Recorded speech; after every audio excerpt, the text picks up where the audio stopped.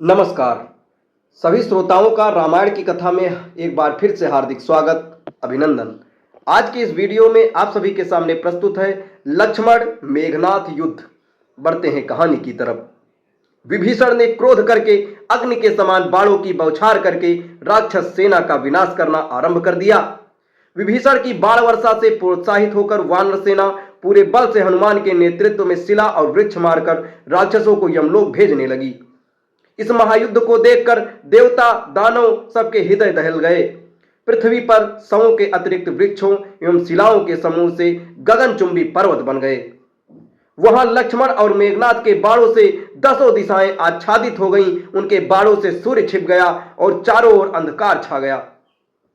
तभी सुमित्रानंदन ने मेघनाथ के रथ के चारों ओर घोड़ों को मारकर सारथी का सिर काट डाला। ये देखकर राक्षसों के उत्साह पर पाला पड़ गया और वानर सेना में फिर से नवजीवन का संचार हो गया। तभी मेघनाथ लपक कर दूसरे रथ में चढ़ गया और उस पर से बाणों की वर्षा करने लगा। मेघनाथ ने जब दूसरे रथ पर चढ़कर युद्ध करना आरंभ किया तो विभीषण को बहुत क्रोध आया। उसने पूरे वेग से गदा का वार करके उसके रथ को चूर चूर कर डाला और सारथी को भी मार दिया। अपने चाचा द्वारा किए गए इस विनाशकारी आक्रमण से मेघनाथ जल भुन गया और उसने एक साथ 10 बाण विभीषण को मारने के लिए छोड़े। मेघनाथ के लक्ष्य को दृष्टि में रखकर लक्ष्मण ने अपने तीक्ष्ण बाणों से उन बाणों को मार्ग में ही नष्ट कर दिया। अपना वार इस प्रकार से खाली जाते देख मेघनाथ क्रोध से उन्मत्त हो गया और अपने विभीषण को मारने के लिए वह शक्तिशाली बाण छोड़ा जो उसे यमराज से प्राप्त हुआ था। वह एक अद्भुत बाण था जिसे इंद्र आदि देवता भी नहीं काट सकते थे और जिसके वार को तीनों लोकों में भी कोई सहन नहीं कर सकता था। इस यम बाण को अपनी ओर आता देख लक्ष्मण ने भी अप्रमेय शक्ति वाला बाण निकाला जो उन्हें कुबेर ने दिया था। उन बाणों को छूटने से संपूर्ण आकाश प्रकाश से जगमगा उठा। वे दोनों एक दूसरे से टकराए जिससे भयानक अग्नि उत्पन्न हुई और दोनों बाण जलकर भस्म हो गए। अपने बाण को व्यर्थ जाता देख लक्ष्मण ने मेघनाथ पर वरुणास्त्र छोड़ा। उस प्रलयंकारी अस्त्र का निवारण करने के लिए इंद्रजीत ने अग्नेय बाण छोड़ा। इसके परिणाम स्वरूप लक्ष्मण का वरुणास्त्र निरस्त होकर पृथ्वी पर जा गिरा।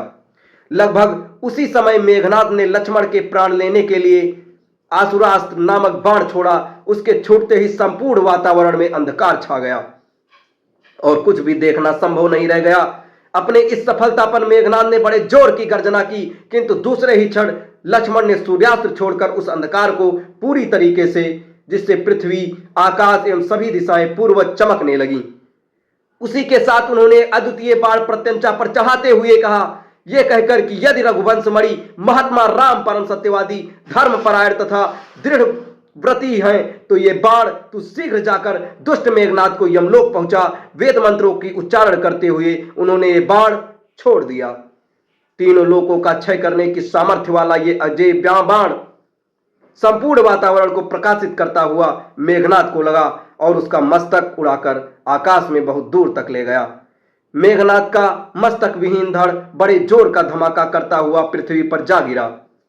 इंद्र को भी समर भूमि में पराजित करने वाले, संपूर्ण देवताओं एवं दानवों को अपने नाम से ही भयभीत करने वाले इस परम पराक्रमी मेघनाथ का सुमित्रानंदन के हाथों वध होता देखकर वानर सेना के आनंद की सीमा न रही।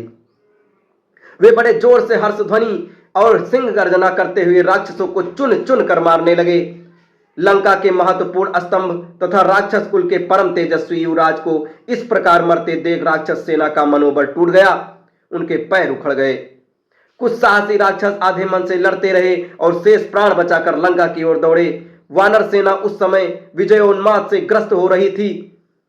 उसने भागते हुए राक्षसों को भी न छोड़ा और उन पर निरंतर पत्थरों से आक्रमण करते रहे। जो उनकी पकड़ में आ गए उन्हें नाखूनों और दांतों से चीर डाला। एक और राक्षस हाहाकार करते हुए भागे जा रहे थे तो दूसरी ओर वृक्ष एवं वानर राम लक्ष्मण की जय जयकार करते हुए उन्हें खदेड़ रहे थे। देवताओं एवं ऋषि मुनियों के भयंकर शत्रु के मर जाने पर सब लोग प्रसन्न हो हर्षनाद करते रहे। अब इसके आगे की कथा आपको अगले वीडियो में बताई जाएगी। तब तक हमारे साथ बने रहें। धन्यवाद।